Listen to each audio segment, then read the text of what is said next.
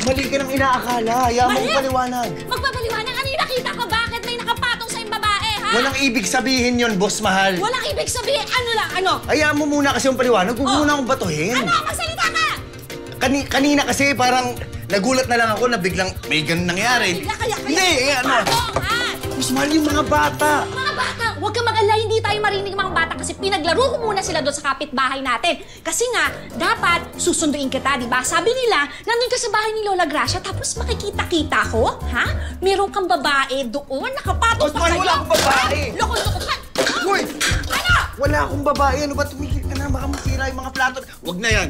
Ano? Bakit? Mahal yung kalderong yan. Wala akong pakialam, magpaliwanag ka sa kaldero! Boss mahal, ano ba? Pinakausap mo kita, pumasok ka dito!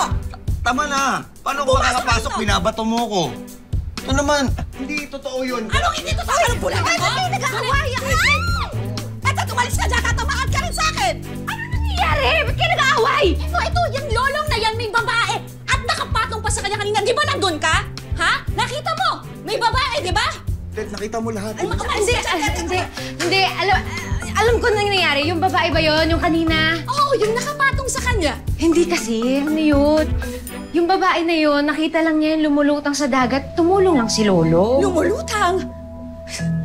Sabi, Boss mahal, totoo yung sinasabi ni Tete. Naawa lang ako sa babae kasi palutang-lutang doon kanina. oh, tapos? Tinulungan ko. Ngayon, dinala ko siya kay Lola Gracia kasi alam ko si Lola Gracia lang pwede makatulong sa kanya. Ah, kaya nakapatong sa'yo, ganon.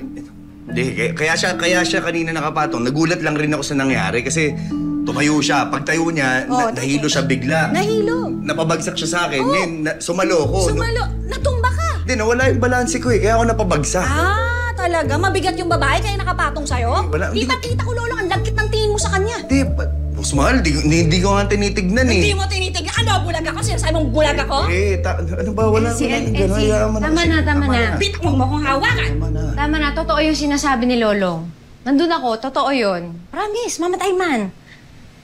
Alam mo ba to? Wala tong ibang inisip kundi yung pamilya niyo. Tsaka nung mga panahon na wala ka, kala niya patay ka na pero hindi yan naghahanap ng ibang babae. Talaga lang, ha? Kahit na nga na babae na yung nagbibigay ng motibo eh. Di pa lang niya binibigyan ng pag-asa. Ganun siya ka-loyal sa'yo. Totoo ba yung mga sinasabi mo, Tetet? Lolo? Boss mahal, kailan ba ako nagsinungaling sa'yo? Tsaka ano bang mapapala ko kapag tatakpan ko si Lolo? Sinasabi ko lang yung totoo. Babae sa babae. Sabi mo yan, ha?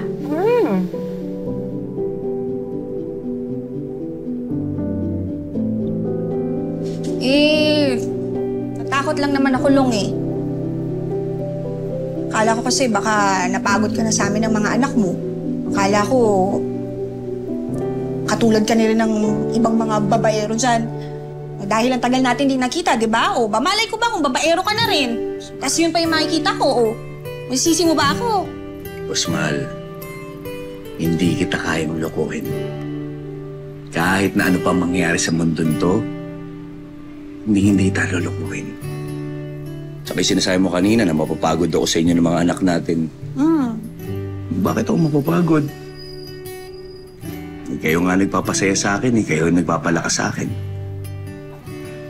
Saka mahal ko, lagi mong tatandaan na hindi ako gagawa ng isang bagay na alam ko na masasaktan ka.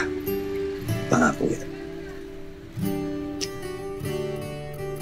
Promise mo yan, ha? Oo, pangako. Yan, inulit mo pa ulit. Nagot ka talaga sa akin. Hindi wala namang... Okay na, sige na, halika kumain na tayo. Masyado na, nilalagam na eh. Ito na, may dala akong pagkain. Nasaan na yung mga bata? Ako ang tatawag. Dito ka lang. Mamaya kung saan ka pa pumunta, dito ka lang.